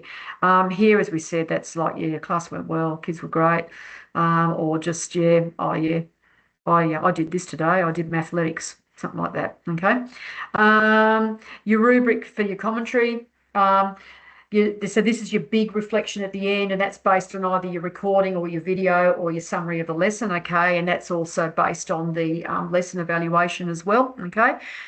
Provides a comprehensive and detailed commentary that includes a range of relevant graduate teaching standards from AITSL, okay? So you go back to the start, find out what you put at the start, and then you include that into here. Your lesson reflections, mentor feedback, and I would also put in there some secondary sources as well of research, because that did come up in the guidebook, as you probably remember. Okay, justifies. What does justifies means? Justifies means using secondary sources, a significant area for professional learning and development. So then that really does justify my justification for jumping on Google and finding an organisation that actually provides one. Okay. Passing provides a commentary that considers your graduate teaching standards, your reflections, your mentor feedback, and maybe yes, maybe no, using secondary sources as well on the current research to evaluate the extent to which effective teaching and learning practices were utilised. But to be honest, I think for me as a marker, once I start seeing those secondary sources and you start delving into research and how that's informing your teaching practice, as well as what you've just experienced, what mentor teachers etc. said, that's when I go up to exceeding. Okay, but if you've done like a general one, and you haven't had current research, you're still going to pass, okay, as long as you've used GTS, your lesson reflections and mentor feedback. Remember, the marker is going to be reading that to decide, oh, are they that or that, or are they actually that, because they didn't actually do everything, all right? Provides a commentary, unsatisfactory, that is limited consideration of graduate teaching standards, lesson reflections, and mentor feedback. All right, so we should be seeing those three things for you to pass that section. All right, and your mentor feedback or tertiary feedback, particularly on that lesson, that one lesson that you wanted evaluated. And again, that one lesson evaluated is the one that you should have either the video or the audio or the summary of. Okay, signed by your mentor teacher. The improvements identified are not significant. Like you could say something like, yeah, I'll get them to try harder next time. Something silly like that. I mean, that's obviously unsatisfactory. Or have minimal impact on the teaching. Oh, yeah, I'll try harder next time. So that's obviously going to be unsatisfactory. Identifies an area of professional learning that's not significant. Yeah, I reckon it'd be really cool. I've just, that maths teacher, yeah, the lesson, yeah, it wasn't really cool. It wasn't very good or whatever. But I reckon it'd be really cool. I actually would like to do some PD on first aid. I reckon be a first aid would be great. What's that got to do with your maths lesson? Okay, it'd be good to do a first aid PD, but got nothing to do with your maths lesson. Okay, so just make sure it's relevant. Okay. Oh, sorry, we're not at the last. Here we go. Report on case study students. This is the report on the end that then goes through to your parent, your school report. It's like a little mock one of those. So the first section provides a detailed evaluation. So this is the one that you're doing, say, for your education support unit. So you're using a lot of data, you're using good pedagogical language, and you're using any diagnostic testing, anything that you know from their IEP, all of those things, okay? And you're doing an evaluation. of a range of appropriate assessments. They're the ones that you gave, your diagnostic, your formative, your summative, okay? And other data, so your other data, it might be their IEP, it might be stuff that your mentor teacher gave on the day one that you came, to reliably and accurately report on student achievement of the specified academic learning goals and allocated grade, okay? So that one's a fairly reasonable one, okay? And that's that one. So that's a detailed evaluation. Satisfactory, yep, you provided an evaluation on all of those things that I just talked about, and then you allocated a grade as well. Okay, this one you provided a grade. Oh, they didn't really do very well in their tests. I reckon they're a D, well, maybe a D plus. Something like that. That's an unsatisfactory report, particularly to either your colleagues or to, say, an education support unit or something like that. Reporting on learning. This is the one for the parents. And remember, you are talking to parents, so you can mention their name. So little Johnny did really, don't say little, Johnny did really well at this, and this, and you're actually talking to them like it is a real school report. Provides a detailed and insightful report that addresses the key areas for each student. Remember now, you're changing your language to language that parents can understand, okay? So you're using pedagogical language, but you're using it in a way that a parent goes, what? I don't know what that word means, okay? So you're addressing the key areas for each student, their learning goals, their student achievement and improvement, okay? So the class looked at this as a goal for this particular unit. Johnny did really well in these particular areas here. Johnny could think about working on X, Y, and Z, et cetera, et cetera. So you're doing it in a way that a parent reads, go, oh, what's school report time? And they're reading what's happened during that particular unit, okay? So again, what are our keywords? Detailed, okay? Now, this one, it just provides a report and addresses each of the key learning areas. So they've done it again, communicates this information. But here it says clearly and appropriately, whereas here it's just communicated that information. So that's fine, it's a pass, but here there's a lot more detail. Here, provides a report for each student that is vague or does not provide an appropriate grade or feedback supported by the data. So you need to put the grade in there as well. So I don't know.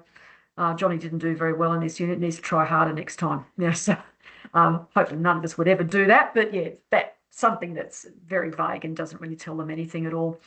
Down here are your templates. So there's your school commentary template, as I said. Now you've got here your words. So I had a lot of emails last year about there's nothing about words here. If there's nothing about words, that means there is nothing about words. So put in whatever you feel is appropriate.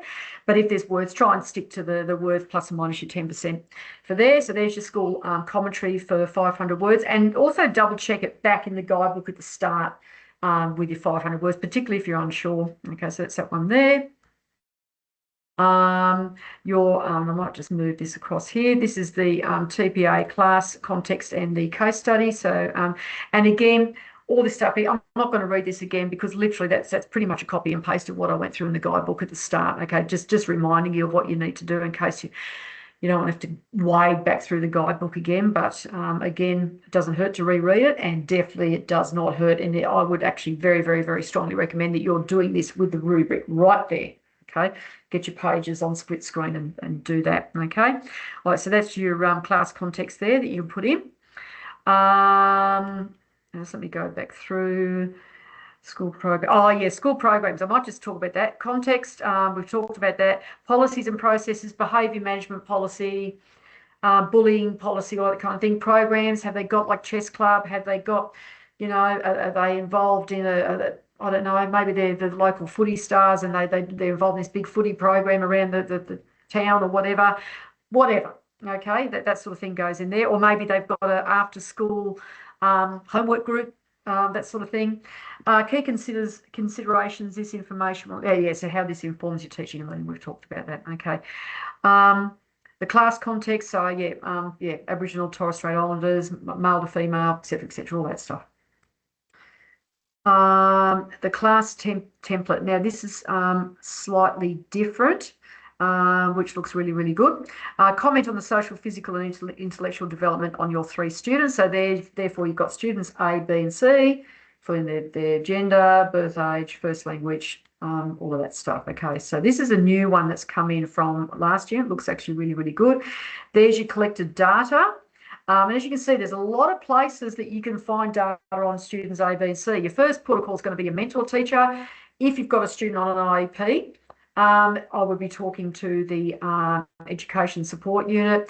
Student on a behaviour management program, so that you've got someone with, I don't know, chronic ADHD, that means that they're always, you know, maybe you've got one of these yellow card things you've got to fill in or whatever. And you want to find out more detail. Quite often that's confidential, but that you're either the head of school or whatever may be able to direct you in a place you can find that data as well. Sometimes it's a bit hard for that because of confidentiality. Analysis of academic achievement. So so how are you going to use the data to inform your goal setting? And then your learning goals. So you must have, and as I said at the very, very start, you must put goals in there for those 3 students, okay? And you can base that as well on general goals for your lesson plans and for your skip sequence as well, okay? Students are going to learn about different types of rocks, sedimentary, metamorphic, and igneous rocks, you know, something like that. That could be a general goal or whatever, and you could go into more detail about it. And then you're going to then really drill down, well, this student's got this one's got that one's got that. So therefore, this student's actually going to learn this, you know. This one's gifted and talented, so they're going to go over to there, and etc. So you're really fine-tuning it, okay? Additional significant social and development goals must be achievable, so SMART goals, okay? So they must be achievable and measurable, okay? So again, particularly if you've got a student that's on a behaviour modification plan, you might need to put that in, or you might have one that, again, that is maybe working at a grade 4 level and you're teaching grade 8 or 9 science or whatever, and therefore you need to put significant social and developmental goals, because what they're understanding and how they're communicating with most likely their teacher's aide will be a lot different to the rest of the class, and etc. Okay. So I've got that. Teaching rationale. So that's just generally how everything that all the data that you've collected, how that's going to inform your teaching practice, approximately 200 words. Okay.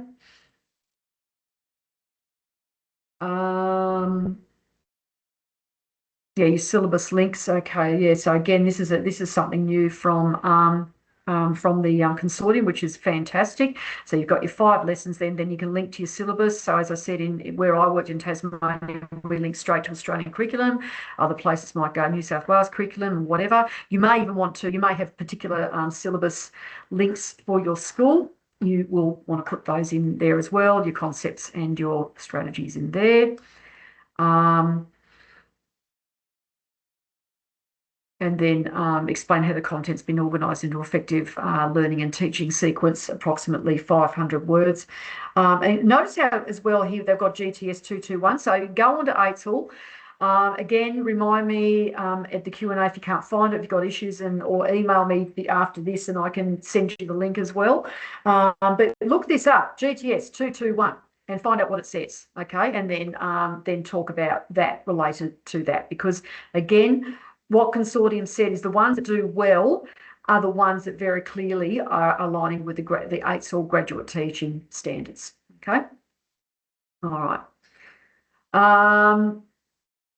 So how are you going to support the engagement? So basically this now has been drilled down a lot more. So this is the teaching rationale. This has actually been drilled down a lot more. In the past, it was just basically said, provide us with an X amount of words statement of how this is going to inform your teaching practice. So now this has actually been broken up a lot more, where you can actually address all of these questions. So this is talking about engagement with the student, differentiation, etc. Look up those GTSs.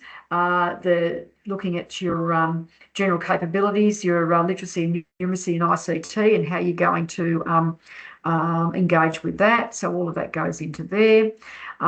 There's your ICT there, and so that's all of that there, and that goes into Australian curriculum general capabilities.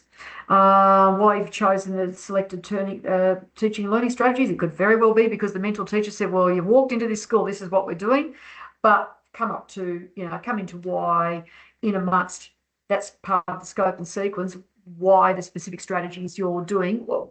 Why is it? Why are you doing that? Why are you putting that prac into there in your science class, or you're doing this maybe in art? You're looking at these modes or whatever. So what? Okay. All right. So that's all of that. Then you've got to talk about your assessment strategies as well. Again, linking to your GTS. Oh yes. Explain why, and I've seen this very poorly addressed in the past. Explain why and how you ensure a consistency in judgments about the learning of the 3 students you've identified. What assessment moderation? Again, moderation has been so poor. So talk about moderation you're going to do, and why and how and what's going to happen. And if you're not sure because the mentor teacher doesn't even know yet, sit down and go, hey, I'm going to have to do moderation. How does it normally work here? And then write it in here. All right. And making sure you address GTS 531. Lesson plan template. So this is your lesson plan template. Again, have a look at ours, the new one that we've made for Alpha Crucis. And if there's bits in there you think, oh, that's actually really good, I'll put it in here, put it in. But by and large, when we made a new one, we were looking at this as well, just as a bit of an aside, okay? Yeah, so you're looking at how you're going to address the needs of the students there. That's your reflection here. So yeah, so that's still put in there. But as I said, this bit's so confusing. So you've got that bit there. When we get to template 8, you'll see it come up there again. But the main thing is really clear. So if you go in here, I've written this in template 8. In part 4, at least the TPA marker knows where to look, and they find somewhere in your TPA 5 reflections of your 5 lessons. Okay, so there's your curriculum links there. There's your learning goals, super important to have that in there. Evidence of learning success criteria. I haven't really talked much about that at all, but make sure that you write in there, how am I going to know the students succeeded? Are they going to write that they actually know that 1 + 1 = 2 or whatever? Put in there what your evidence of learning success criteria is. And one TPA in particular that was fantastic, as well as her lesson plans that I saw last year, was very clear on this. And that was one thing I went, this is good. And it's because I saw a really good one of these. All right. Learning across the curriculum. So again, learning across the curriculum, that's your ACARA, Australian curriculum. If you don't know what that is, put in your URL, ACARA, ACARA, Australian curriculum. And in there, you'll see your cross-curriculum priorities, your general capabilities. And as I said, that is your literacy, numeracy, ICT, Aboriginal Torres Strait Islanders, sustainability, and engaging with Asia and the Pacific. That's what that is, okay? And then we start going into your actual lesson itself. Again, I can't emphasize strongly enough, we're teaching episode element 1, 2, 3, put timings in, 5 minutes there, 10 minutes there, 30 minutes there, whatever it is, okay? What you're going to do there, what your resources are, and these are what your adjustments are going to be made for your 3 case study students. And poor ones of these is either that's been left blank, or it's just been real throwaway comments. Like, really get in there and tell us, well, this video, what are you going to do for students A, B, and C? Because we need to know.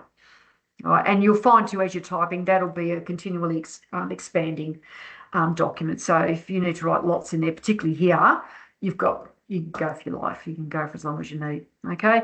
Template 5, lesson reflection. So this is the main reflection that you provide. First of all, you provide either your audio or your video recording, or you've done a summary where the mentor teacher's gone, this is a true and accurate statement, and signed it. And then you do your detailed reflection, as I've talked about, and all those elements that I talked about before that must be in there. If you're not sure, if you've forgotten, or you go, Janette said too much, I'm confused, look in the rubric, make sure that what is in the rubric that we need to see in here, for example, referring to graduate teaching standards, you put in there. Hate to see you fail that section because you didn't put all the bits in there that you need. All right, so that goes in there again. It'll just keep expanding. That's your recorded reflection that your mentor teacher signs. Yeah, and they've got in there, have you taken a different approach? So you can put that in there as well. Student assessed work samples, that's template 6, and yeah, so basically you've got in there those bits that you need to fill in, what it is, what your intentions are, justifying why you've done that. And again, justifying will always give you exceeding expectations. And if you can't justify it well, that means you go to below standard if it's poorly aligned with what you're doing. What evidence does it demonstrate? And then you provide feedback. And then you literally take a photograph of the work, or you do, take a photocopy and scan it, whatever. So we want to see the work with your comments to the student on there, as well as filling in those bits along there. And that's very correct. Yeah, you do one for student A, and then you can change that, because again it's Word Online, so you can change that to student B, do it again, change to student C, do it again, and you just keep filling it in. All right. Mark summative assessment. So provide mark summative assessment there. So again, scan it, photocopy it, whatever, photograph it, put it there, make sure the rubric's there. Please do not leave the rubric out. That's really bad. Make sure your rubric is good and it aligns well and you've made it your own. And then here you must provide a signed statement from, look, I think this is really not evidence enough. So what you really need to do is, at the very minimum, you put in there what you did, the purpose of it, what it achieved, as far as your moderation goes, what you talked about, what you went through, even if you're putting in minutes and then they sign it. A really, really, really, really good one. And I brought this up at consortium, so I know this isn't anything that I'm saying out of turn with consortium, is a really, really, really, really good one, is you actually scan evidence of of you having moderated the mentor teacher, what they marked, and they moderated what you marked for the 3 students. Okay, that would be brilliant. That's definitely going into exceeding expectations. Okay, and just saying we moderated with a signature is nowhere near good enough. And then that was in absolute agreement at consortium. All of consortium said that is not good enough. Okay, all right. All right, evidence of so evidence of participation in the moderation process and their signed statement. So there we go. Okay, is what we want to see. You're required to provide the completed summative assessment task for each of the 3 case studies students and the feedback and feed forward. So yeah, again, it's not just what you did. It's a real moderation is everybody does it and then they compare with each other and then they discuss it. That's what moderation is. Okay. And again, I know I'm a big one for, why are we doing this assessment? That assessment is for you to really experience what school is. Well, that's what school is. Okay. Okay, this must be a new one they've put in. Okay, so they've put here, insert here the marked and moderated sample. That's great. Okay, so here you've actually got to put in the marked and moderated summative sample, and that's actually because okay, all right, that's because that's the one that we normally mark. Okay, I'll jump backwards. Okay, so yeah, all right, so you can put in there to pass. You can put in the moderated summative sample that you would have normally put in, that the students in the past have normally done. That's fine. Okay, for students A, B, and C, and then talked about how you moderated with your mentor teacher. Get them to sign it and you sign it and whatever. That's fine.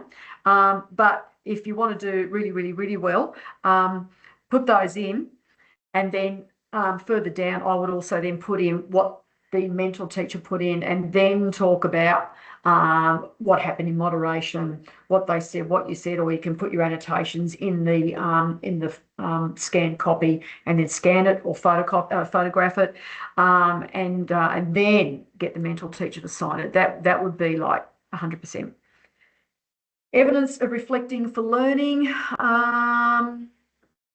All right, so this is your big reflection. Actually, no. Okay, so this is where the confusion comes in. So this is lesson 1. So remember, I said back here, we've got back here in the lesson plan, reflection and evaluation, lesson focus. So see how it's come up twice, and then we get mass confusion. I'm more than happy if you write in here. This is in section 8. Or if you just want to write a quick section, just in case you're afraid of failing, if you just write a quick sentence and go, this is, this is what happened, more detail in section 8. And then you go, this is what happened, more detail in section 8. And actually, if it was me, because I'd probably be a bit nervous about this, I'd probably do that. I'd just put a sentence in there. For more detail, refer to section 8. And then the marker goes, hang on, what's going on in section, oh, sorry, template 8. I'll go back, template 8, not section 8. There's no section 8. So template 8. That's that one there. Okay, so template 8, all right, I'll say that again, not section 8, then has this here, and then you can put the full gamut in there. I'd probably just be safe, because I know I'd be worried about failing. Oh my goodness, I've just said see template 8 and then the markers failed me. I'd probably just put a little blurb in there and go, for more detail, see template 8, then I'd go for my life here, okay? They have put,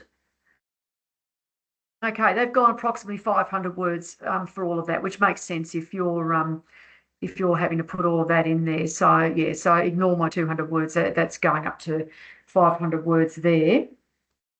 And that's lesson 1, lesson 2, lesson 3, lesson 4, lesson 5. And then again, yes, and as I said before, the reflective practice one is 500 words. So you answer those questions, your strategies that you used, what you learnt, what happened, what could have, what went well, what could you could change in the future, and then your professional learning, 200, 200, and 100 there. So ignore my 200 word that I kept saying all the way through. You can go 500 for each lesson.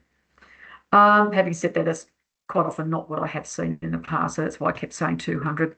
Template 9, you report on your case study students. So there's student A, and you'll see this is what would normally go to, say, your maybe your head of middle school or whatever, or your education support unit or whatever, or your head of department would go in there, and that's your specific goals. And then you would start doing your detailed report. Remember your rubrics there. And this one, well, for all of it, I'd have the rubrics sitting over to one side. This one definitely, because you want to make sure that you've actually addressed all the things that the rubric says you need to address, particularly for getting to exceeding expectations, which I'd rather hope all of you are trying to aim for, okay? And then your relevant suggestions that support student progression in their continued learning. In there, normally what's gone in there is still a report to, like your ESU or whatever. In here tends to be the more generic paragraph for a parent, okay? And that's normally how we've seen them submitted in the past, which is fine. The main thing is we can see 2 very specific sections where we can see you using the pedagogical language, we can see you've analysed, you're able to look at your outcomes, you're able to look at curriculum, you're able to look at your scope and sequence, and you're able to put that together to put a very detailed report together for your student, and then assign an authentic grade, and then you're able to then communicate in more general language to the parents. So that kind of format will be fine, as long as we can see that progression. So there's student B and there's student C. Right, now they don't have a template 10 there. Right, okay, so what they've had in the past is something called a template 10. And template 10 did create a lot of confusion. It was something that the tertiary supervisor was meant to fill in, and they were meant to look at your 40 or 50-minute class for your TPA lesson, which they quite often couldn't even get in to see anyway, and not only report on that lesson, but report on all of the 7 professional standards for teachers, which is things like how well did they engage with professional development, how well did they engage with colleagues, how well did they engage with parents in the school. And you're not going to see that sitting in a classroom for 40 or 50 minutes. At consortium, it was agreed that that was not an authentic assessment for a tertiary supervisor to do, particularly to say, well, yes, this student has achieved everything for all 7 professional standards for teachers. So basically, the ruling is now that we will not mark this TPA until your professional experience final teaching report, which you guys will all have done in all of your previous PEXs at your schools, has been filled in by your school supervisor and your mentor teacher, and as you well know, that professional experience final teaching report covers all of the 7 professional standards for teachers. That needs to be all signed off and ticked off. Once we know that you've passed that, then this gets sent through to the TPA marker. That is a far more authentic way of saying that you have addressed all of those 7 professional standards for teachers than relying on a tertiary supervisor coming in for 40 or 50 minutes and watching a lesson and then going, oh, by the way, have you done this? Have you done that? A mentor teacher and a school supervisor that has actually been with you for 20 days is going to be a far better assessment of whether or not you have done that and done that well than somebody that's just breezed in and out. And essentially, a tertiary supervisor really is just the link between the school and Alpha Crucis. That's what they're there for. So that's been agreed to by consortium, which is brilliant. It's going to make life a lot easier for you, a lot easier for the mentor teacher, and a lot easier for the tertiary supervisor. So when your mentor teacher assesses your class, they can use the normal Appendix IA lesson evaluation. They may just want to put a note in there and just say, this is for the TPA lesson. It'd be really handy to know. And also that particular one is the one that will need to be uploaded with this TPA. Your other 9 lesson evaluations, you just upload those on Moodle just like you normally would. Upload all 10. I would upload the 9 that's been done by your mentor teacher for your normal lesson evaluations, and your 10th one, which is your the one that you've done for your TPA. Just upload them as all 10 of your lesson evaluations, and the one that was your TPA lesson evaluation. Include that in your TPA, because that one doesn't go to me, that one goes to the TPA marker. So I'll say that again because I know this causes confusion. Your mentor teacher will evaluate 10 lessons, and that's whether you're there as like 20 days, like with that mentor teacher all the time, or maybe there as a waiver under a waiver B, and you're working there. They've still got to come in and they've still got to evaluate 10 lessons, whether you're on a waiver B or not. Okay, those 10. Out of those 10, 9 will be your normal ones. 1 will be your TPA evaluation lesson. You will upload all 10 of those to Moodle. Your 1 TPA lesson evaluation that your mentor teacher or your tertiary supervisor did, you then include that in here where it says to provide evidence that you've had the evaluation. Put that in there, all right, as part of your teaching performance assessment. And then when you've finished your TPA, you save it as a PDF and you upload that to Moodle, okay? If it won't upload to Moodle, even after you've saved it as a PDF, then let me know and I'll talk to Casey Evans and we'll try and make it work, basically. And then that 1 lesson evaluation for your TPA and also the summary, remember the summary of the lesson that was signed, this is a true and accurate statement by your mentor teacher, all of that it'll be in Moodle, I'll know it's there, but I won't go through it. The person that will go through it will be the TPA marker, and that TPA marker also has access to the your Moodle shell. They'll jump into Moodle. They'll grab your TPA and they'll start marking it using that template that was at the very, very start of the guidebook up here. So when they mark it, they'll have the rubric as well. So they'll have all those rubrics in front of them. And if I can find it, they'll have that. So they'll be filling this in. Right, that's what they'll be doing. And they'll have the rubrics next to them and they'll have your TPA and they'll have this and they'll fill it all in. Okay. Generally, that's nearly 2 hours worth of information for you to go through and digest and go through with your mentor teacher and your school and whatever. 2 things. You will be hearing from Jake Schultz at some point, our operations manager, and you will be hearing from him and he will be letting you know of the date and time of an upcoming Q&A session for the teaching performance assessment. So keep your eye out for that. It's normally, we don't do it too far before PEC starts because we want it to be fresh in your head. So it's normally, yeah, it's normally probably about 6 weeks or so before PEC starts, but not at the very, very, very start of semester. The other thing too is if you've got any other questions before the Q&A session, there's things that you don't understand as well, you can email me at janette.boyle@ac.edu.au. So it's Janette, JANETTE .boyle, BOYLE, @ac.edu.au. If you really can't get a hold of me or whatever, you can, probably the best thing, I wouldn't go to education.pecs.edu.au because they're there really for you, just a general placement stuff, your mandatory requirements, you haven't put your Form C and stuff like that. Things that are assessment related are really me. But if you need me and you can't get me, the email bounce back or whatever, ring the main desk at Alpha Crucis and they can put you through to me that way and you can talk to me on the phone. And if you just need to talk to me on the phone, do it that way. Or if you just ring them to say, look, hey, look, I tried to email and the email bounced back. Then you could talk to them or you could talk to the ac.edu.au and say, hey, look, I've tried to email Janette Boyle about all this assessment TPA stuff, it's bouncing back, whatever. And they can let me know and I can contact you that way. I'm very good at, once they let me know there's an issue with a student, I'm usually pretty quick to chase that student up and, and address whatever the situation is.